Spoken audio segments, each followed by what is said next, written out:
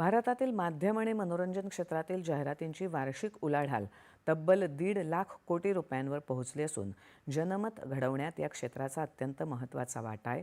त्यामुळे डिजिटल आणि इन्फ्लुएन्सर मार्केटिंगमध्ये नाविन्य आणि जबाबदारी यांचा योग्य समतोल राखणं अत्यंत गरजेचं आहे, असं प्रतिपादन केंद्रीय माहिती आणि प्रसारण सचिव संजय जाजू यांनी केलं आहे। मुंबईत आयोजित ASCI ॲड ट्रस्ट समिटमध्ये ते आज बोलत होते। स्थानिक पातळीवरील जाहिरात मोहिमांना प्रोत्साहन देण्याचं आवाहन करतानाच त्यांनी सध्याच्या डिजिटल विश्वातील गंभीर आव्हानांकडेही लक्ष वेधलं। यात बनावट प्रतिक्रिया, चुकीची माहिती, डीप फेक आणि परदेशातून चालवल्या जाणाऱ्या फसव्या गुंतवणुकीच्या आणि जुगाराच्या जाहिराती यांचा समावेश असल्याचं त्यांनी नमूद केलं।